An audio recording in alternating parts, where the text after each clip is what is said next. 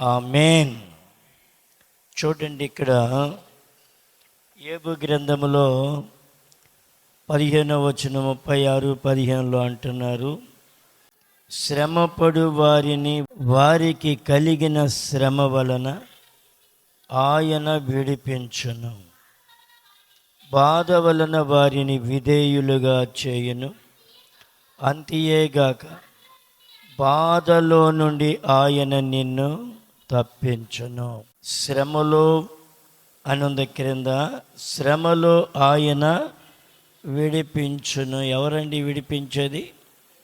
దేవుడు, మన దేవుడైన యెహోవా, మన దేవుడైన తండ్రి కుమార పరిశుద్ధాత్మ దేవుడు మనకు కలిగినటువంటి శ్రమ, మనకు కలిగినటువంటి బాధ, మనకు కలిగినటువంటి ఇరుకులు, ఇబ్బందులు, వీటన్నిటిలో నుండి ఆయన విడిపించును. చూడండి, ఒక మనుష్యుడు ఎవడు కూడా ఒక శ్రమ నుండి విడిపించలేడు.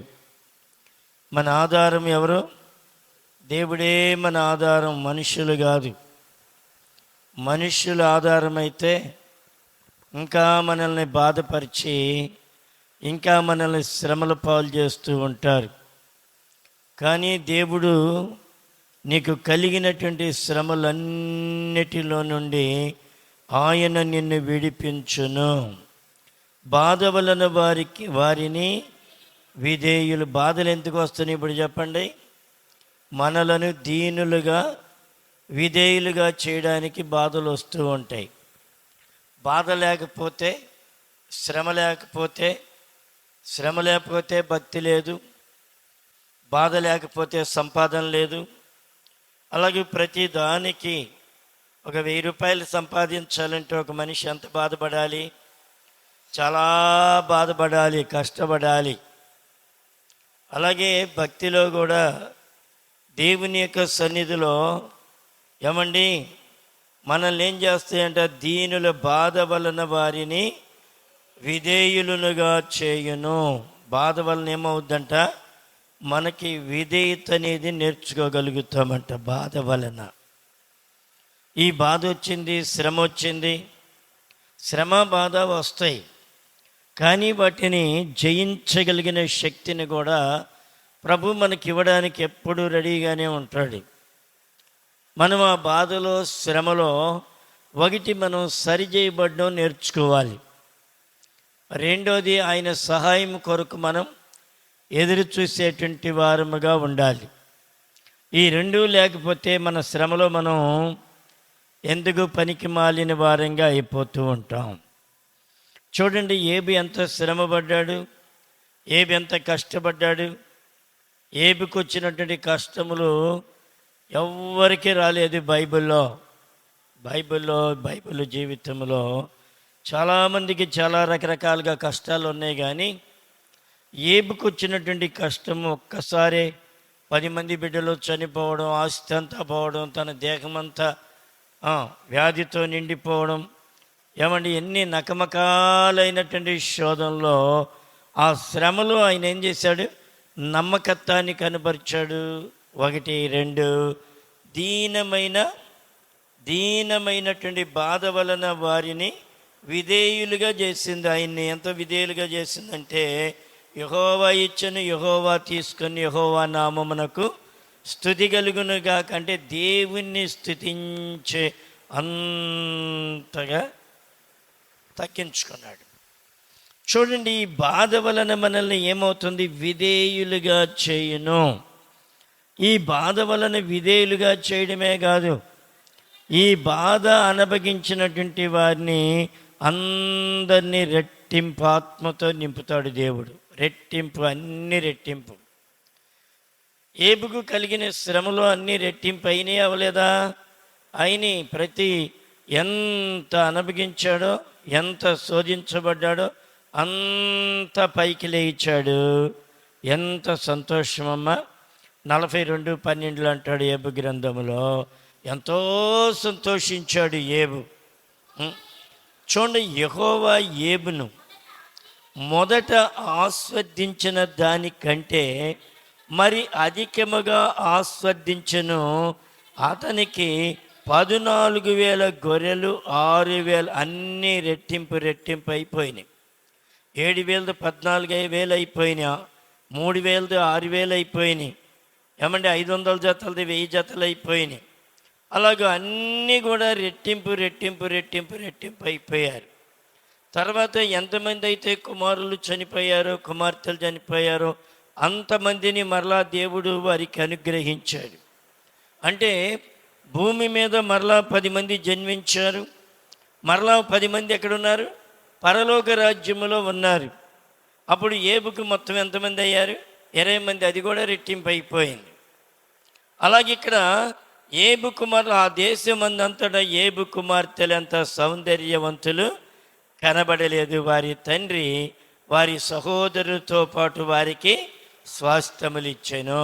చూడండి ఎంత గొప్ప దేవుని యొక్క కృప చూపించారు. ఈ శ్రమ అనేది వస్తుంది. ఈ శ్రమ లేకుండా మనకి భక్తి లేదు. ఈ శ్రమ ఎందుకు వచ్చుద్దని చెప్పాడు ఇక్కడ? బాధ వలన వారిని విధేయులుగా చేయుటకు.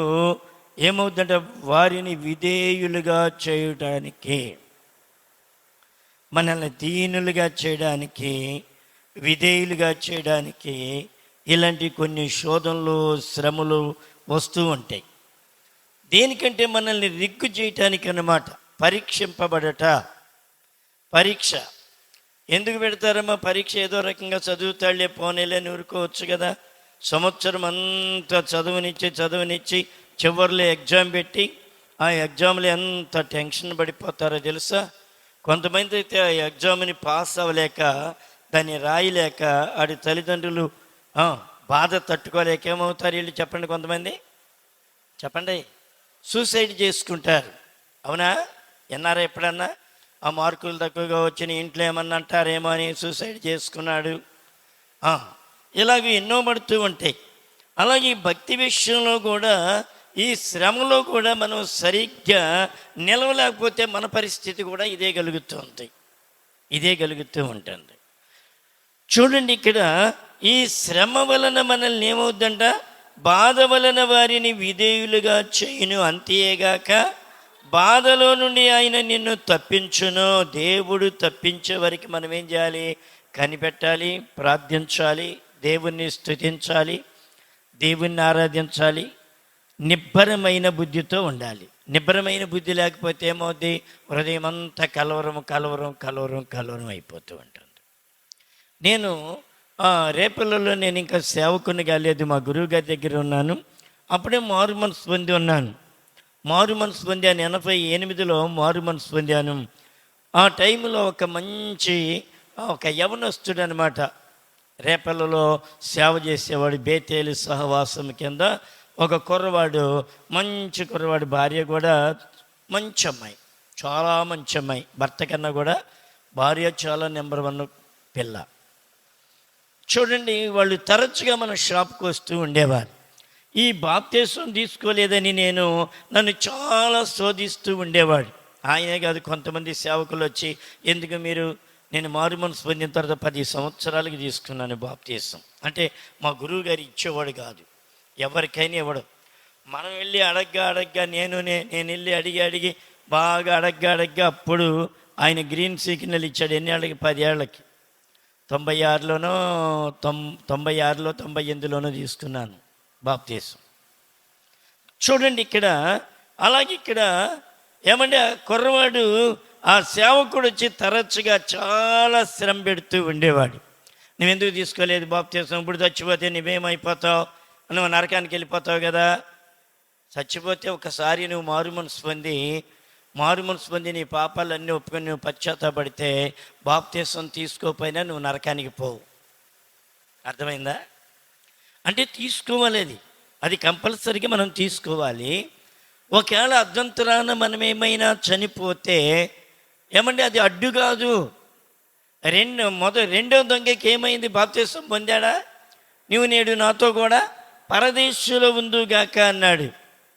కాబట్టి ఇక్కడ బాప్తీసం తీసుకోవద్దని కాదు, కానీ బాప్తీసం ప్రతి ఒక్కరు కూడా తీసుకోవాలి. కానీ అంతగా శోధించేవాడు. షాపు దగ్గరికి వచ్చి శోధిస్తే, కాదులేండి దేవుడు అంత చేయడు.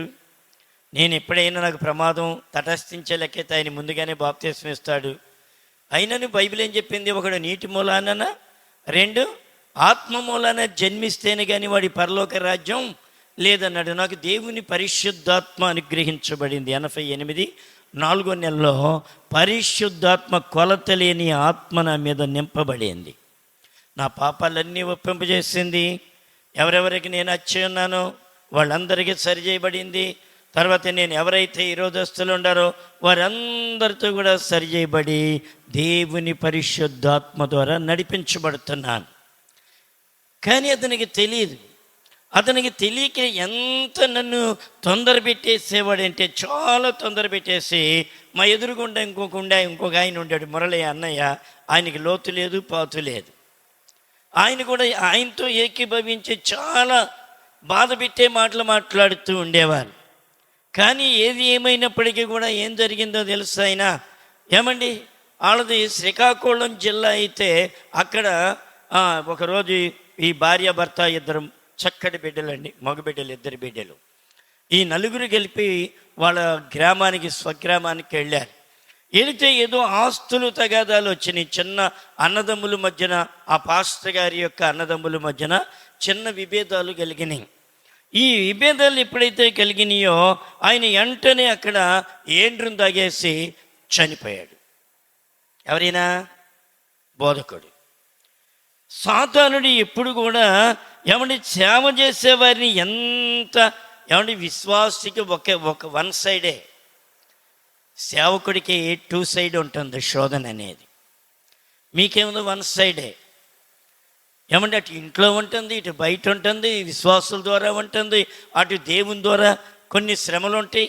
తర్వాత అపవాది ఎప్పుడు కూడా జల్లించేదో రకంగా నీ ప్రాణం తీసేయడానికే వాడు చూస్తూ ఉంటాడు, జల్లించడానికి వాడు ప్రయత్నం చేస్తూ ఉంటాడు. ఎన్ని రకాలుగా తట్టుకోవాలి ఒక సేవకుడు? చాలా రకాలుగా తట్టుకోవాలి. తట్టుకోలేడా వాడు సావాల్సిందే. అందుకని ఇక్కడ దేవుని యొక్క వాక్యంలో ఏమని, దేవుని యొక్క ఆదరణ కొరకు ఆ బాధలో, ఆ శ్రమలో మనం విధేయులుగా మార్చబడాలి. 2, దేవుని యొక్క సన్నిధిలో ఆ తగ్గింపు జీవితాన్ని కలిగి ఏమైనా నష్టం రావచ్చు. నష్టం వస్తే ఏమైంది? కొంపలు మునిగిపోయినాయా? ఏదో అన్నో పాతీసేంటి ఇవ్వలేదనుకో, లేకపోతే మోసం చేశాడు, నీకు ఏమవుద్ది? దేవుని పాదాలు పట్టుకుంటే నువ్వు వాళ్ళకన్నా, లోకస్తులకన్నా నువ్వు గనుడు అయిపోతావు. దేవుడు ఉన్నతమైనది, కొలత లేనటువంటి ఆత్మ, పరిశుద్ధాత్మతో పాటు సమస్తాన్ని దేవుడు అనుగ్రహిస్తాడు ఇక్కడ. కానీ ఏం కావాలి? ఓర్చుకోవడానికి తగినంత శక్తి కనుక నీకు లేకపోతే ఏమవుతారో తెలుసా? వెంటనే సహోదరుడు అక్కడ సూసైడ్ చేసేసుకున్నాడు. సేవ లేదిక. ఆ భార్య పాపం చక్కగా జీవించేటువంటి ఆమె 2 అనాథులు, పిల్లలు అనాథులైపోయారు. భార్య అనాథ అయిపోయింది. ఎక్కడో హాస్టల్లో కూరగాయలు దొరుకుకోవడానికి ఆమె ఒక హాస్టల్లో చేరి ఆ బిడ్డలను కూడా హాస్టల్లో పెట్టి అలాగ దిక్కులేని వాళ్ళకి అయిపోయేవారు. చూడండి, ఒక శోధన అనేది దేనికి వస్తుంది? నేను రెగ్గుదేల్చడానికి వస్తుంది. దానిలో నీకేం కావాలి? స్థిరమైన విశ్వాసం కావాలి, నిరీక్షణ కావాలి, ఓర్చుకోవాలి, సహించాలి. ఇది లేకుండా నువ్వు కలవర కనుక పడితే నీ జీవితానికి నువ్వే చెక్ పెట్టేసుకునేవాడుగా అయిపోతావు. మొన్న ఒక సహోదరుడి గురించి చెప్పినప్పుడు నేను చాలా బాధపడ్డాను.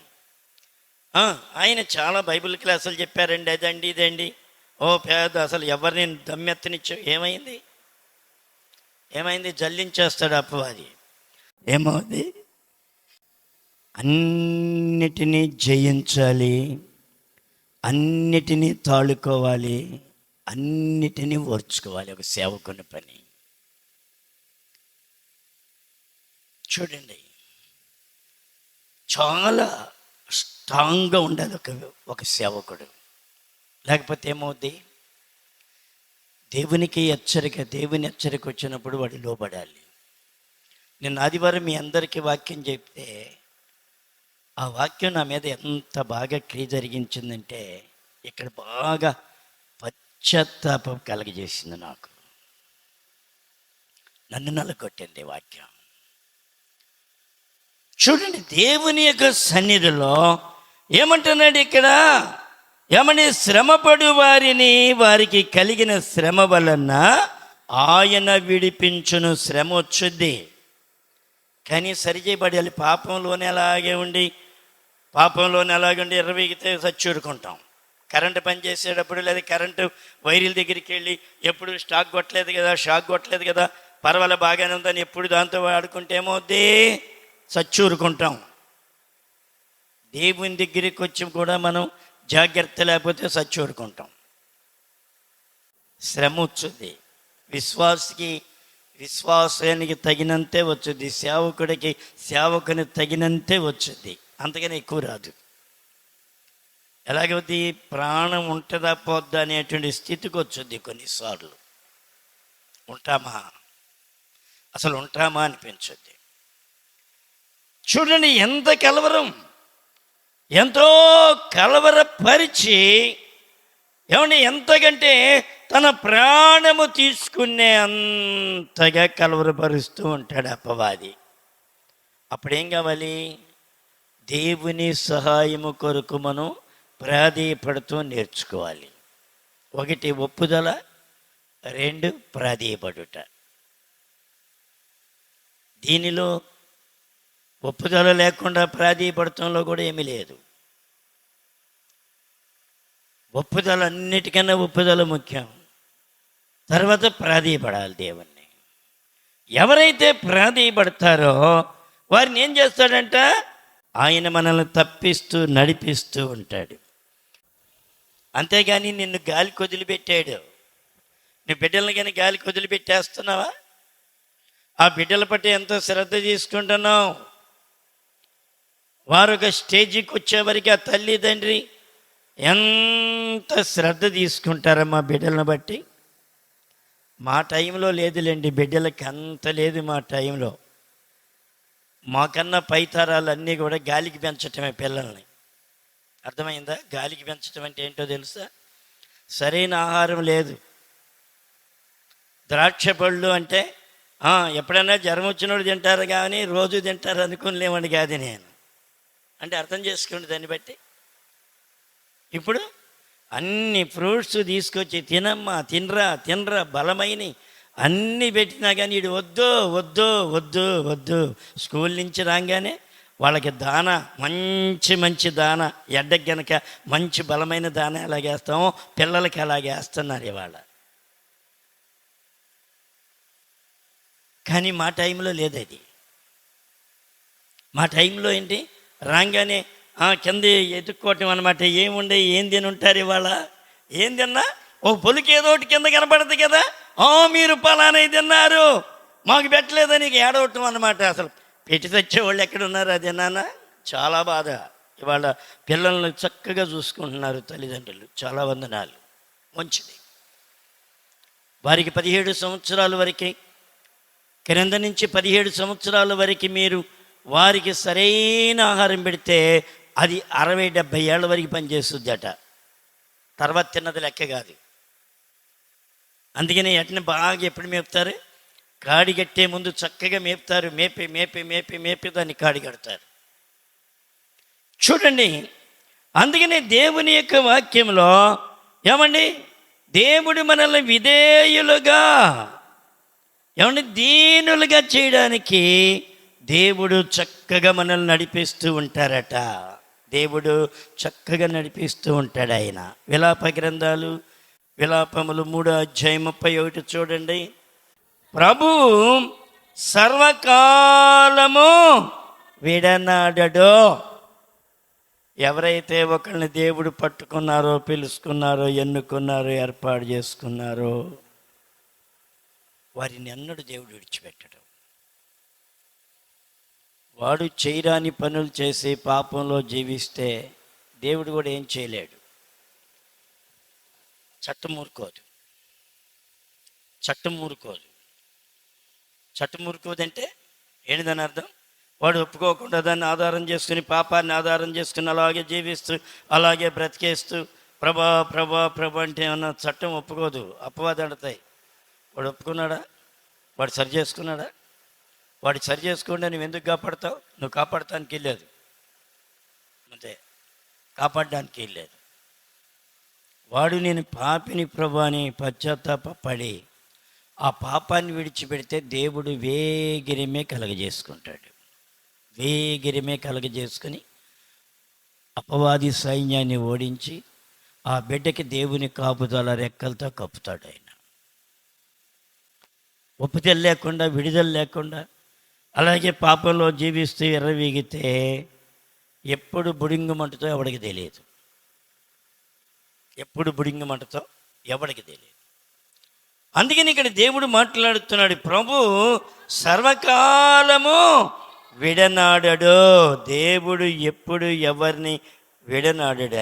ఆయన బాధ పెట్టినను తన కృపా సమృద్ధిని బట్టి జాలిపడును. హృదయపూర్వకముగా ఆయన నరులకు విచారమునైనను బాధనైనను కలుగజేయుడు.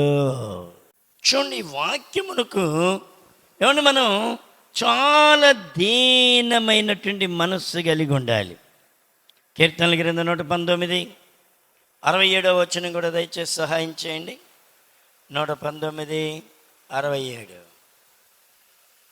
శ్రమ కలగక మునుపు నేను త్రోవ విడిచి తిని, ఇప్పుడు నీ వాక్యమును అనుసరించి నడుచుకొనుచున్నాను.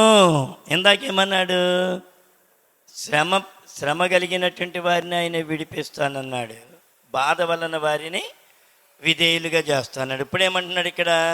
శ్రమ కలగక మునుపు నేను త్రోవ విడిచి తిని. వాస్తవం ఇది. శ్రమ రాకపోతే మనం ఏమవుద్ది? త్రోవ విడిచిపెట్టేస్తాం. అన్నీ బాగుండేవి అనుకో, పట్టుకుంటా నీ పగ్గాలు ఉండవు మనకి.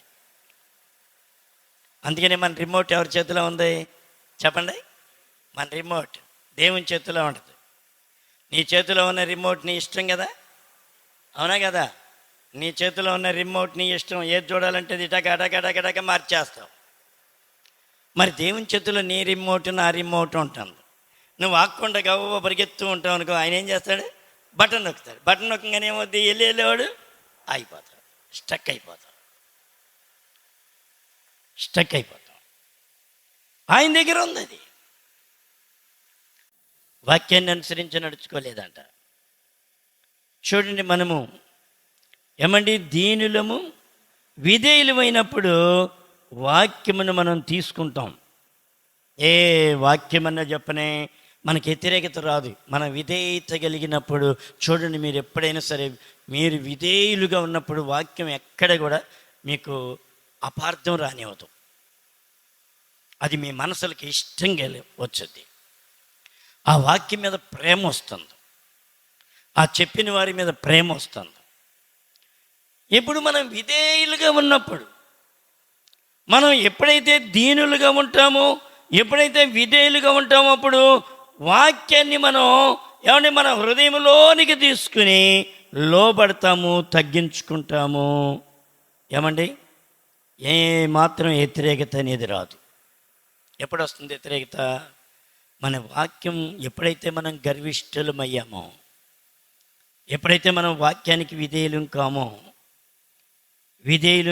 దీనులం కామో, అప్పుడు ఆ వాక్యాన్ని మనం తీసుకోవడానికి ఇష్టపడం. ఏమండి, చూడండి, ఆ వాక్యమును మనం విధేయులుగా ఉంటే, దీనులుగా ఉంటే వాక్యాన్ని తీసుకోవడమే కాదు, వాక్యానికి లోబడతాము. వాక్యం మారదు, కానీ దీని వెనకాల ఏం మారుతుంది? మన హృదయమే మారుతుంది. వాక్యం ఎప్పుడు మారదు. వాక్యము నిన్న నేడు నిరంతరం ఒకే రీతిగా ఉంటుంది. కానీ ఎవరు మారుతున్నారని మన హృదయం మారుతుంది. మన హృదయము సరిచేసినప్పుడు అన్నీ మన హృదయము సరిలేనప్పుడు ఎలాగుంటాయి అంటే అన్నీ మనకు ప్రతికూలంగా కనిపిస్తాయి. అంటే అనుకూలంగా కనిపించవు, అన్నీ వ్యతిరేకంగా కనిపిస్తూ ఉంటాయి. దానికి లోబడే మనస్సు రానివ్వదు, తగ్గించుకునే మనస్సు రానివ్వదు. ఎప్పుడైతే నువ్వు దీనురాలుగా ఉండి, ఎప్పుడైతే నువ్వు కన్నీరు గర్చి ప్రార్థన చేయి, ప్రభు వాక్యం కొరకు నువ్వు బ్రతిమలాడు, ప్రభు దగ్గర ఎంత దీనత్వం కలిగి ఉంటావో అంత వాక్యం నీ హృదయంలో లోపలికి వెళ్ళి చొచ్చుకుని వెళ్ళిపోతూ ఉంటుంది. బా చక్కగా ఉంది వాక్యం అనిపించుద్ది. నీకు వ్యతిరేకత వచ్చినప్పుడు దాన్ని విమర్శిస్తూ కూర్చుంటావు, దాన్ని ఎగతాళి చేస్తూ ఉంటావు. అప్పుడేమవుతుంది, వాక్యం నీ మీద క్రియ జరగదు, కానీ నీ మీద నిందారోపణ చేస్తావు. వాక్యం నిన్ను పట్టుకుంటుంది. ఒక ఆమె గర్భం తీసేసింది పిల్లకి. ఆ గర్భం తీసేసినప్పుడు ఏమండి ఒక రోజు ప్రసంగంలో వచ్చింది, ఏమండి రాకుండా ఉండదు. మనం అవిధేతలు ఏదో ఒకటి వస్తూనే ఉండదు. ఎప్పుడైనా అప్పుడు ఇప్పుడు ఎప్పుడైనా మన హృదయానికి ఏదో ఒక రకంగా ఏమంటే అది పనిచేస్తేనే మనకి పశ్చాత్తాపం వచ్చేది, లేకపోతే మనకి పశ్చాత్తాపం రాదు. నువ్వు బాగానే ఉన్నావు అంటే పశ్చాత్తాపం వస్తుందా? పశ్చాత్తాపం రాదు. నైస్గా ఉండాలంటే చెక్కాలి, చెక్కి ఏమండి ఒక బండ ఉంటుంది, పెద్ద బండ. ఆకారం ఎలాగ ఉంటుంది బండ? చాలా రోతగా ఉంటుంది. ఆ బండను తీసుకెళ్ళి ఆ చెక్కేవాడు చుట్టూ పట్టాలు కట్టేసి లోపల కూర్చుని ఏమని తనకి నచ్చిన రూపం వచ్చేవరకు దాన్ని చెక్కుతూనే ఉంటాడు. ఆ రూపం వచ్చిన తర్వాత ఆ పట్టాలు తీసేసి చాలా సంతోషపడతాడు ఆ శిల్పి. అలాగే ఇక్కడ దేవుని యొక్క వాక్యము కూడా మనకి తగులుతూ ఉంటుంది. తగిలినప్పుడు ఏమవ్వాలి? మనకి పశ్చాత్తాపం రావాలి, పశ్చాత్తాపంతో కూడిందిగా ఉండాలి. గర్భం అనేది తీయకూడదు. అది గర్భం తీసేస్తే ఎలాగది నరహత్య అని బైబిల్ చెప్పింది కదా. నరహత్య చేసేటువంటి వారికి పరలోక రాజ్యం లేదంది కదా. మరి మంచి పిండాన్ని నువ్వు ముక్కలుగా చేసి బయటికి పారేసావంటే ఆ పిండం ఏడుస్తుంది కదా, ఆత్మ ఏడుస్తుంది కదా. దాని గురించి ఎక్కడో ఒక ప్రసంగం వచ్చింది. ఇదిగో చూసారా, మా గురించే చెప్పారు, మేము ఈ సంఘానికి రాము. మరి అక్కడ వస్తుంది కదా, అక్కడ వస్తే ఏం చేస్తావు? ఎన్ని మారుతావు? నువ్వు పశ్చాత్తాపం ఇప్పుడు కాకపోయినా 10 సంవత్సరాలకైనా దాని గురించి ఏడవలసిందే, ఎప్పుడైనా ఒప్పుకోవాల్సిందే, పశ్చాత్తాపడాల్సిందే. నిజమేనయ్యా, నేను ఈ బుద్ధిహీనమైన పని చేశాను, అయ్యా నేను ఈ గర్భాన్ని తీసిన దౌర్భాగ్యురాలు నేనే, ఈ గర్భాన్ని తీసిన దౌర్భాగ్యుని నేనే, ప్రభా బుద్ధిహీనురాలయ్యాను, ఎరిగెరిగి నేను చెడిపోయానని నువ్వు పశ్చాత్తాపడితే నీ జీవితం బాగుండేది, నీ బ్రతుకు నీ ఆలోచనలు బాగుండేవి. కానీ అది లేదే. చూడండి, ఇప్పుడు కాకపోయినా ఎప్పుడైనా దాన్ని ఒక శాపముగానే ఉంటుంది. ఏమండి, సరిచేయబడితే లోబడితే దేవుడు వారిని క్షమించి ఏమండి దాని నుండి విడిపించేవారు, దాని నుండి విడుదల చేస్తారు ఆయన. ఈ వాక్యం వచ్చిందని వ్యతిరేకిస్తే ఏమవుద్ది? చాలా కష్టమైపోతూ ఉంటుంది. దేవునికి లోబడలేరు. ఏమండి, ఇప్పుడు కాకపోయినా ఎప్పుడైనా సరే నువ్వు సత్యలోపు ఎప్పుడైనా సరే దాన్ని సరి చేసుకోవాల్సిందే. సరి చేసుకోకుండా నువ్వు పరలోక రాజ్యంలో ప్రవేశించలేవు. ఒకవాళ్ళు అంటారు, ఇన్ని శోధనలు వచ్చినాయి, ఇన్ని కష్టాలు వచ్చినాయి, దీనికన్నా ఎక్కువ అవుద్దా, దీనికన్నా ఎక్కువ అవుద్దా ఏంటంట అని ఒక రకమైనటువంటి మొండికి తిరిగేస్తారన్నమాట. చూడండి, అందుకని ఇక్కడ దేవుని యొక్క వాక్యములో అంటున్నాడు, ఏమండి, శ్రమ గలపక మునుపు నేను త్రోవ విడిచి తిని. ఏమైపోయిందంట? త్రోవ త్రప్పుకున్నా అంట శ్రమ లేనప్పుడు. ఇప్పుడు శ్రమ వచ్చిందంట. శ్రమ రాగానే ఏమవుతుందంటే, ఇప్పుడు నీ వాక్యమును అనుసరించి నడుచుకొనుచున్నాను. ఏమవుతుందంటే, ఇప్పుడు నీ వాక్యమును అనుసరించి. శ్రమ రాకముందు వాక్యాన్ని అనుసరించలేదంట, శ్రమ రాకముందు దేవునికి లోబడలేదంట, శ్రమ రాకముందు వాక్యానుసారంగా జీవించలేదట. ఇప్పుడేమంటున్నాడు? శ్రమగా వచ్చిన తర్వాత ఇప్పుడైతే నేను నీ వాక్యమును అనుసరించి నడుచుకొనుచున్నాను. వాక్యము నిన్ను బ్రతికించుద్ది. ప్రభునందు ప్రియమైన సహోదరి సహోదరుడా, వాక్యం నిన్ను బ్రతికించుద్ది. వాక్యము నీకు ఏమండి మంచి శక్తినిచ్చుద్ది, బలమునిచ్చుద్ది. అందుకని అందులోని 71వ వచనం మనం చూస్తే, నేను నీ కట్టడలను నేర్చుకొనున్నట్లు శ్రమ నొంది ఇండుట నాకు మేలాయను. ఏమవుతుందో శ్రమ చెప్పండి ఇప్పుడు? ఏమవుతుంది? మన కుటుంబాలకి మేలుగా చేస్తుందన్నమాట, దీవినిగా చేస్తుంది. అందుకే శ్రమలు వచ్చేది, కష్టాలు వచ్చేది. దావీదుకి ఎన్ని కష్టాలు వచ్చినాయి, దావీదుకి ఎన్ని శ్రమలు వచ్చినాయి. శ్రమలు కష్టముల్లో ఏమి నేర్పింది? ఆయనకి రాజరికాన్ని ఎలా పరిపాలించాలో నేర్పించింది. ఒక శ్రమ దేనికో తెలుసా? ఏమండి, మనకి ఎదరు భవిష్యత్తుని ఎదుర్కొనటానికి ఉపయోగపడుతుంది శ్రమ. శ్రమ అనేది నిన్ను నిలబెడటానికి, నీకు సపోర్ట్గా ఉండటానికి శ్రమ అనేది ఏమవుతుంది? ఏమండి, నిన్ను రిగ్గు తేల్చడం కొరకు ఈ శ్రమ అనేది నీకెంతో సహాయపడుతుంది, నాకెంతో సహాయపడుతుంది. కానీ చాలా వేదన పడుతూ ఉంటాం కొన్నిసార్లు, అయ్యో ఎలాగా అని చెప్పి.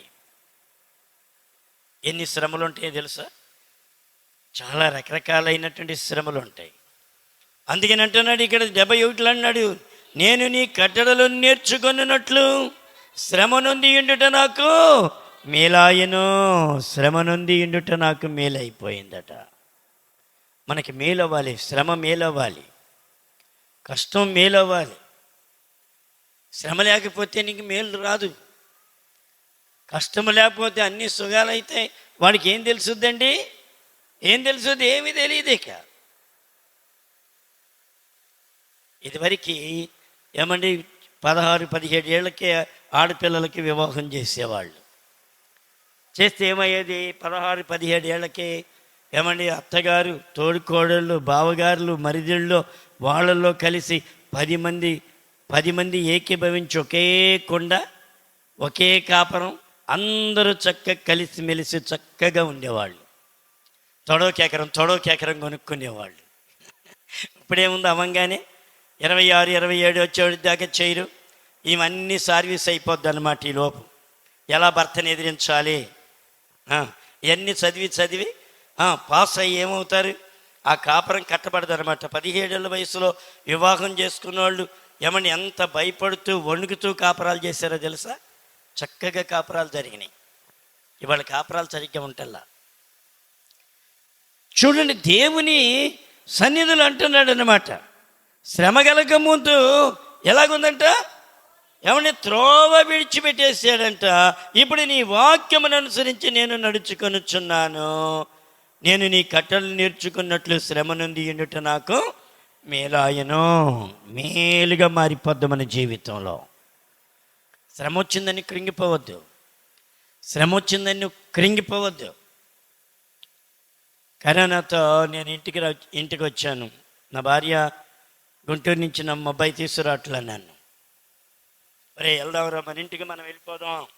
అక్కడ బహు చీకటి నన్ను శోధించేస్తుంది. పడుకొని ఒకట్లా, నుంచొని ఒకట్లా, దయ్యం మహాఘోరంగా ఆడుకుంటుంది నాతో. రే వెళ్ళిపోదామంటే ఈడేమో మళ్ళీ ఎక్కడ సీరియస్ అయితే మళ్ళీ అక్కడి నుంచి ఇక్కడికి వేసుకురావాలనే వాడు దడుస్తున్నాడు. నా భార్య ఒక రోజు అంటుంది, ఏమయ్యా ఆ పంచని ఈ పంచం దేని పడుకుంటావు? లేచి మన ఇంటికి వెళ్ళు, నీకు ఆరోగ్యం వచ్చేస్తా అని చెప్పింది ఒక దర్శనంలో. ఎందుకయ్యా ఆ పంచని ఈ పంచం నువ్వు పడుకుంటావు? వెళ్ళి మన ఇంటికి వెళ్ళు, నీకు ఆరోగ్యం వచ్చుద్దాం దాని ఒకే ఒక మాట. ఇక అప్పుడు మా వాడిని ఊరుకోలేదు, తొందర పెట్టేశాను, ఇంటికి వచ్చేసాను. వచ్చిన తర్వాత ఏమండి అందరు కొంతమంది వస్తున్నారు, చూస్తున్నారు. కొంతమందికి మనం బ్రతికుంటాం కూడా కొంతమందికి బాధగా ఉంటుంది కదా. ఉండదా కొంతమందికి? చెప్పండి. కొంతమందికి బాధగా ఉంటుంది అనమాట. ఎందుకు బతికి బయటకు వచ్చాడు బాబు అనిపించుద్ది కొంతమందికి. ఉంటుంది. నా దగ్గరికి వచ్చి ఒక యవనస్తుడు కూడా ఒప్పుకున్నాడు. ఏమన్నా తెలుసా? పాస్టర్ గారు చనిపోతే బాగుండు అనుకున్నాను, ఆ తలంపు అలాగే పట్టిందండి నన్ను, క్షమించండి అని కళ్ళంటే నీళ్ళు పెట్టుకుని పాపం చేతులు పట్టుకుని క్షమాపణ అడిగారు. అలాగూ కొంతమంది ఎవరైనా అలాంటి మనస్తత్వంలో వచ్చినటువంటి వాళ్ళు పైకి పలకరించాలని పలకరించిన వారి లోపల ఆలోచన వేరుగా ఉంటుంది. అలాంటి వాళ్ళు నాకు బాగా తెలుసు. వారి హృదయాన్ని నేను ఎప్పుడో చదివేస్తూ ఉంటాను. అప్పుడు మనసులో ప్రార్థన చేస్తున్నాను, ప్రభా వీళ్ళెదట ఇవాళ కురీపిరిగా నేను పడుకున్నాను, కురీపిరిగా ఈ బెడ్ మీద ఉన్నాను. ప్రభా ఒకనాటికి మరలా నా తల పైకెత్తుతావు, ఒకనాటికి నేను మరలా బలమైన ప్రసంగాలు చేస్తాను, నేను మరలా బలమైనటువంటి ఈ వెహికల్స్ కాకుండా ఇంకా మంచి వెహికల్స్ కొంటాను. ప్రభా ఈ కార్యం నువ్వు చేస్తున్నావు, నీకు వందనాలు ప్రభా అని ప్రార్థన చేశాను. జరిగిందా జరగలేదా? చెప్పండి కూడా దేవుని మహింపరుద్దాం. దేవుడు చేస్తాడంటే కానీ విశ్వాసం ఉంటుంది. శ్రమ వచ్చింది, శ్రమలో నేను కురింగిపోతే అపవాదంతో నీ పని అయిపోయింది అయిపోయింది అయిపోయింది అయిపోయింది అని వాడు నాట్యం ఆడుతూ ఉంటాడు, గంతులు వేస్తూ ఉంటాడు. ఇంకేముంది, నీ పని అయిపోయింది, నీ చీడి చిరిగిపోయింది, అయిపోయింది అయిపోయింది అంటాడు. అప్పుడు నువ్వేమనాలి? నిజంగానే అయిపోయిందంటావా? అయిపోయిందంటావా అని చేదటం కాదు. ఏం చేయాలి? పనికి మాలిందానా, నా యేసయ్య నన్ను బ్రతికించబోతున్నాడు, నా యేసయ్య నాకు శక్తినిస్తున్నాడు, నా యేసయ్య నాకు బలమనిస్తున్నాడు, నా యేసయ్య వ్యాధినంతా తీసేస్తున్నాడు, నన్ను ఉన్నతమైన స్థితికి ఆయన తీసుకుని పోతున్నాడు. పో పనికి మాలిన దానా అని నువ్వు అపవాదిని గద్దించే వ్యక్తిగా ఉంటే దేవుని యొక్క శక్తి నిన్ను కమ్ముకుంటుంది, దేవుని బలము నిన్ను కమ్ముకుంటుంది. ఎప్పుడైతే నేను అలాగే ప్రార్థన చేశానో వెంటనే కోలుకోవడం ప్రారంభమైంది. విశ్వాస జీవితంలో ఏమని నీ నా జీవితంలో విశ్వాస జీవితంలో ఎక్కడ కుంటిపడకూడదు, ఏమని ఎక్కడ అధైర్యం రాకూడదు. 70వ కీర్తన 5వ వచనంలో కూడా అంటాడు, నేను శ్రమల పాలై దీనుడనైతేనే. ఇక్కడ కూడా ఏమన్నాడు? నేను శ్రమల పాలై దీనుడు. చూడండి, శ్రమ ఏం చేస్తే నన్ను దీనులుగా చేసి ప్రభు పాదములు పట్టుకునేలాగా చేస్తాయి. దేవునికి దేవుని బిడ్డలకు కూడా లోబడి ఉండేలాగా చేస్తుంది ఈ శ్రమ. చూడండి, దీనత్వం రావాలంటే శ్రమలో ఒక చెనక్కాయలో నూనె రావాలంటే అది ఎంత నలిగిపోవాలి? చాలా చాలా చాలా చాలా నలగాలి. పప్పులన్నీ నలిగితే ఏమవుద్ది? చక్కటి ముందు స్మెల్ వస్తాయి. నూనె కన్నా ముందు ఏమొస్తుంది? చక్కటి స్మెల్ వస్తుంది. తర్వాత ఏమొస్తుంది? నూనె వస్తుంది. ఎలాగ ఉంటుంది? చాలా మధురంగా మారిపోతాయి. అలాగే మన జీవితంలో కూడా దేవుడి గొప్ప కార్యములు చేసి చూపిస్తారు ఆయన. దేవుడి గొప్ప కార్యాలు చేస్తూ ఉంటాడు ఆయన. ఆ కార్యాలు చూసే వ్యక్తిగా నువ్వు ఉండాలి. 34వ కీర్తన 17 కూడా చూడండి. 34:17 నీతిమంతులు మొర్రపెట్టగా యెహోవా ఆలకించును, వారి శ్రమలన్నిటిలో నుండి వారిని విడిపించును. ఇంకేమన్నాడు? 18 విరిగిన హృదయము గల వారికి యెహోవా ఆసన్నుడు, నలిగిన మనస్సు కలిగిన వారిని ఆయన రక్షించును. నీతిమంతునికి కలుగు ఆపదలు అనేకములు, వాటన్నిటిలో నుండి యెహోవా వానిని విడిపించును. అదే దేవుడు విడిపిస్తూ ఉంటాడు నిన్ను. శ్రమ వచ్చుది. ఒక భక్తుడైతే ప్రభా నాకు శ్రమలు పంపించయ్యా అని ప్రార్థన చేసేవాడట. మన రేపల్ తిమ్మతి కూడా ఈ ప్రార్థన చేశాడు. ఒక 4 రోజులు 5 రోజులు వారమే చేశాడు. ఈ శ్రమలు ప్రారంభమైన ప్రభా వద్దయ్యా వద్దయ్యా వద్దయ్యా అని గిలగలదు అనుకున్నాడు. వాస్తవంగా జరిగింది ఇది. కానీ తట్టుకునే శక్తి కూడా కావాలి, ఓర్చుకునే శక్తి కావాలి. 34:4 చూడండి ఏమన్నాడు? 34:4 నేను యెహోవా యొద్ద విచారణ చేయగా ఆయన నాకు ఉత్తరం ఇచ్చెను, నాకు కలిగిన భయములన్నిటిలో నుండి ఆయన నన్ను తప్పించెను. ఏం చేస్తాడంట? నీకు కలిగిన భయములు, ఆందోళనలు, ఈ అన్నిటిలో నుండి నిన్నేం చేస్తాడంట? ఆయన నిన్ను తప్పించును. వారు ఆయన తట్టు చూడగా వారికి వెలుగు కలిగెను, వారి ముఖములు ఎన్నడూను లజ్జింపకపోవును. ఎన్నడూ నిన్ను లజ్జల పాలు చేయడండి. నేను ఒకటే అడిగాను ప్రభుని, ప్రభా నా తల పైకెత్తించు.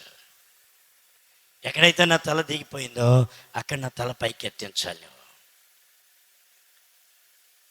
ఆయన చేస్తాడు. ఆయన నీ తల నువ్వు ఎక్కడైతే అవమానంగా మార్చబడ్డావో, ఎక్కడైతే నిన్ను ఎగతాళి చేశారో అక్కడ దేవుడిని తలని పైకెత్తించి అందరి జుట్టు నీ చేతిలో పెడతాడు. అంత కృప ఉందా మన దేవుడి దగ్గర? లేదనుకుంటున్నారా? దేవుడు నిన్ను ఎవరైతే దూషించి, ఎవరైతే మాట్లాడి, ఎవరైతే ఇలాగ చేస్తారో వారిని ఏం చేస్తాడో తెలుసా? దేవుడు అదే వారి నెత్తి మీద పంపించేస్తాడు. దేవుని కృప కలిగిన దేవుడు, దయగలిగిన దేవుడు. ఆయన పాదాలు పట్టుకోవాలి, మనం ఆయనతో ఉండాలి. ఈ దీనుడు మొర్రపెట్టగా యెహోవా ఆలకించెను, అతని శ్రమలన్నిటిలో నుండి అతన్ని రక్షించును. యెహోవా యందు భయభక్తులు గల వారి చుట్టూ ఆయన దూత కాపలా ఉండి వారిని రక్షించును. బా, దేవుడు రక్షిస్తాడు. ఆయన ఎన్నడూ నేను విడిచిపెట్టాడు. ఆయన విడిచిపెట్టే దేవుడు కాదు మన దేవుడు. వాడుకొని త్రోసివేసే దేవుడు కాదు మన దేవుడు. ఎన్నడూ నిన్ను విడిచిపెట్టాడు ఆయన. కానీ నువ్వు తగ్గించుకోవాలి, విధేయత చూపాలి. ఏమండి, విధేయత ఎప్పుడైతే మనం చూపుతామో, అందుకని 40:17 కూడా అదే అంటాడు. కీర్తనల గ్రంథం 40:17 కూడా, నేను శ్రమల పాలై దీనుడనైతేనే. దావీదుకి ఎంత దీనత్వం ఎందుకు వచ్చిందమ్మా? దావీదుకి ఎంత దీనత్వం ఎందుకు వచ్చింది? ఎంత తగ్గింపు ఎందుకు వచ్చింది? సౌలు దగ్గర ఎంత ఓర్పు ఎందుకు వచ్చింది? భార్య దగ్గర ఎంత ఓర్పు ఎందుకు వచ్చింది? దావీదుకి ఎందుకు వచ్చింది? శ్రమ, శ్రమ, శ్రమ, శ్రమ. ఆ శ్రమలన్నిటిలో ఆయనకి ఏమి నేర్పించినాయి? ఏమని? దీనతని నేర్పించింది, విధేయత నేర్పించింది, తగ్గించుకుని మనసు నేర్పించింది. అందుకని ఎన్నడు ఆయన ఎక్కడ గర్వంగా మాట్లాడలేదు. ఆయన దీనత్వం కలిగి ఉన్నాడు. అందుకని మనకి దీనత్వం నేర్పుతాడు దేవుడు. కొన్నిసార్లు శ్రమల ద్వారా మనకి తగ్గింపు నేర్పుతాడు. కానీ నేర్చుకునే బుద్ధి మనకు ఉండాలి. ప్రభా నేర్పించు, నేర్చుకుంటాను ప్రభా అని నువ్వు ఎప్పుడైతే తగ్గించుకుంటావో, ఎప్పుడైతే పశ్చాత్తాపడతావో, ఎప్పుడైతే ప్రభు వైపు తిరుగుతావో, ఎప్పుడైతే నీవు ఆ శ్రమలో దేవునికి మొరపెడతావో, నీకేమొస్తుంది? వ్యతిరేకత వచ్చేస్తాయి, చాలా కష్టం వచ్చేస్తుంది. ఎన్ని శ్రమలు వచ్చినాయి, ఎన్ని బాధలు వచ్చినాయి. ఇప్పుడు జగన్ బాధ కూడా అదే బాధ. చాలా బాధలు, శ్రమలు, కష్టాలు. ఇప్పుడు ఏమి నేర్చుకోవాలి? దీనత్వం నేర్చుకోవాలి, విధేయత నేర్చుకోవాలి, తగ్గింపు నేర్చుకోవాలి. మరలా దేవుడు ఆయన తలను పైకెత్తిస్తాడు. దేవుడు సేమ్ డిటో నిన్ను నన్ను కూడా ఆ స్థితిలో దేవుడు ఉన్నతమైన మెట్టుకు లేపను గాక. ప్రార్థన చేసుకుందాం. ప్రభు ఈ మాటలు దేవుడు దీవించను గాక. ప్రార్థన చేసుకుందాం. అందరూ తల్ల వంచండి.